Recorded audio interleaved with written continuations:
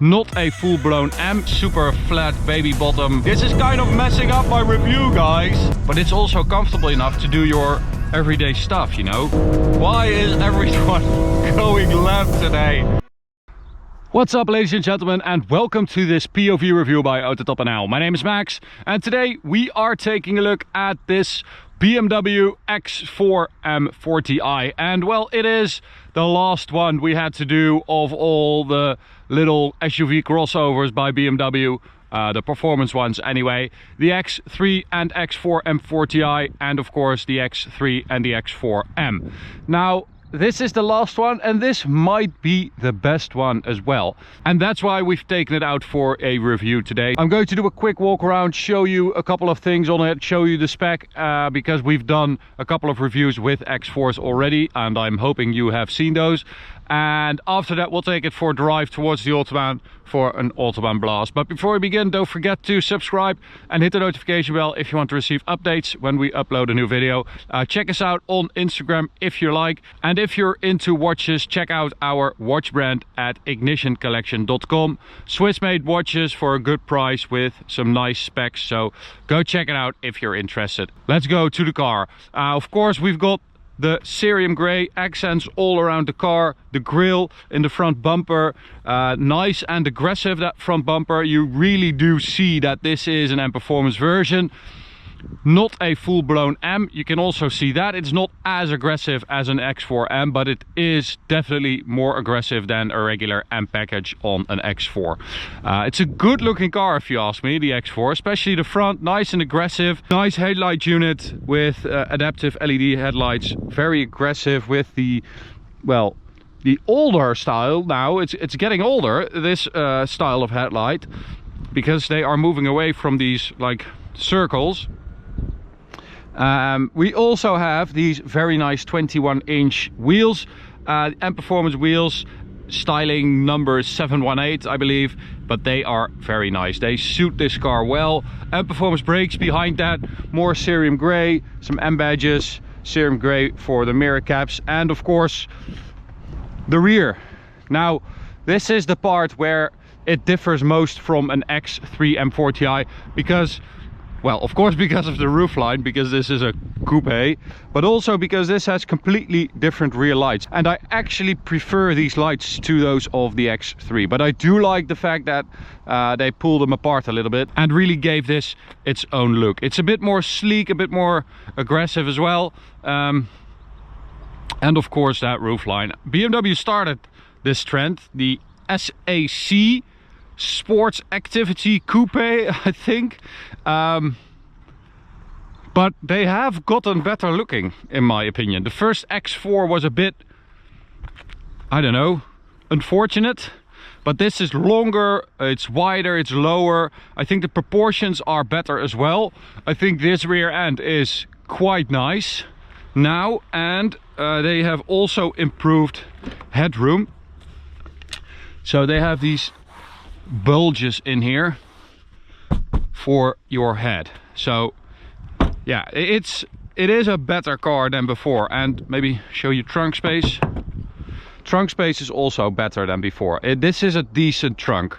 Of course it's not as spacious as an X3, but it's really not that bad. You don't lose that much. And right there we've got the B58 engine, of course, 360 horsepower, 500 newton meters, 0 to 100 kilometers an hour, 4.8 seconds. We've been able to do 4.6, so that is not bad. Top speed 250 kilometers an hour, although we were not able to do more than 248 GPS, so that's a bit odd. The X4 compared to the X3, the X4 is more focused on driving, so it is a little bit stiffer. They have reinforced some parts of the chassis, the front struts, everything is just a bit more tight than an X3. And in here, well, it is a very nice cabin, I think, especially for this class. You've got a nice steering wheel, we've got cognac leather, Sophisto Grau is the outside color, Sophisto Grey. I think this is a nice spec, and it's a really nice cockpit, this. So let's start it up. Sport mode, neutral, little bit of a burble to go with that nice inline six sound. Let's take it for a drive because I want to feel what this car is like to drive again. We've done the X4M, we've done the X3 M40i, and like I said, I think this is the best one because it drives a little bit better than the X3 M40i. It's a little bit sharper, it's a little bit firmer, a little bit more direct than the X3M. But it is not as unforgivingly hard and firm as an X4M. And you can still slide it around a little bit, which is just ridiculous.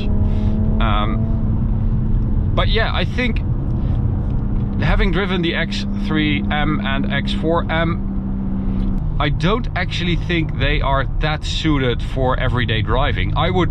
Me personally, I would go absolutely crazy with how firm that suspension is. And we have some of the smoothest road in Europe, in the Netherlands. But when you encounter something that is not smooth, or something like this, which is a little bit bumpy, but still relatively good, it's just so freaking firm and unsettling. And it also unsettles the balance of the car because you are still in the high up SUV. So when it gets unsettled, it just doesn't feel right. Sure, it will work on like a super flat baby bottom surface track. And I guess that's the idea, but it just makes it less of a daily driver than this. Because this, although it is firm enough that you still have the idea that you can play around with it a little bit, you still feel like you're driving a sporty car, but it's also comfortable enough to do your everyday stuff, you know, and not go mental.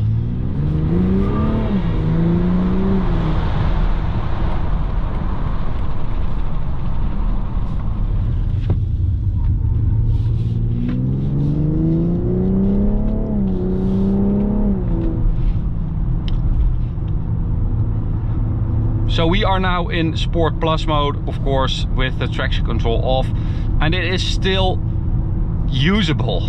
It's still nice to drive this car.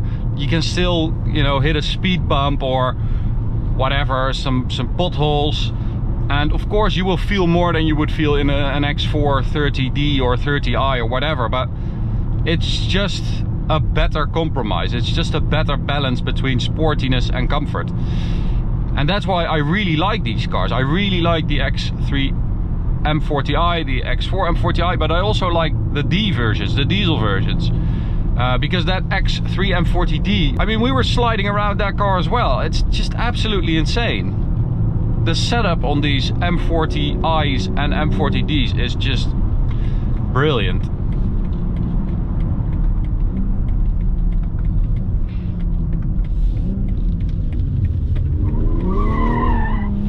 Oh, how nice is that? I mean, that shouldn't be possible in this car, but it just is. It just is, and it's less intimidating than an X4M as well, because you just have more. There's more to be absorbed by that suspension because it's a little bit softer, so you don't feel like you're on edge all the time. And yes, when you have an X4M or an X3M and you start attacking a really nice road, of course it is more rewarding than this car. I'm not going to say that it's not better to drive if you are really pushing it. I'm just saying that for an everyday car, for a daily driver, if you have kids or a dog or you have to do the groceries or whatever, this is the better car.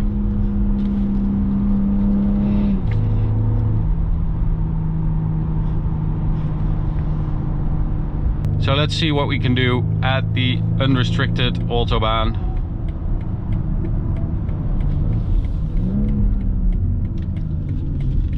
Should be interesting. So there is a bit of fake sound coming through the speakers here, and I'm still not the biggest fan of it in this car. It depends. Every time they differ. In some cars by BMW it is okay and it's nice, but in some cars it's just, maybe it's just because I got out of a V8 Bentley like 10 minutes ago. Maybe that's why this feels a bit fake now. I don't know.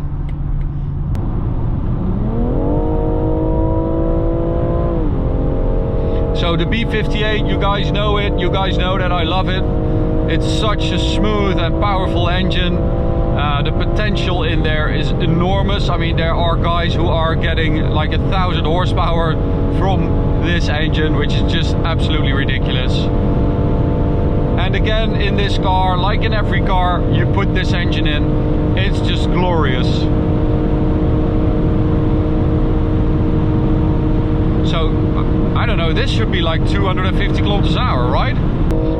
From 100 to 200 though, this car did a 13.17, which is about the same time as one of its competitors, the Porsche Macan GTS. But it is faster than its other competitor, the Mercedes-AMG GLC 43 Coupe. So it's performing well. When it comes to handling, balance, everything like that, this car just feels so planted for a car of this size, weight, height. It's just so impressive how they are able to mask the dimensions and the weight on these cars.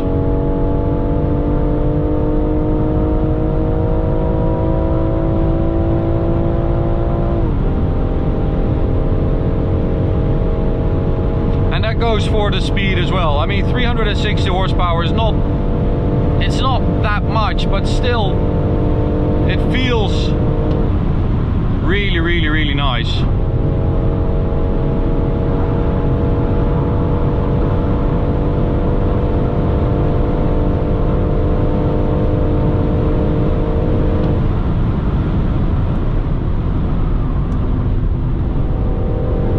Okay, last stretch. Let's hope. Nope.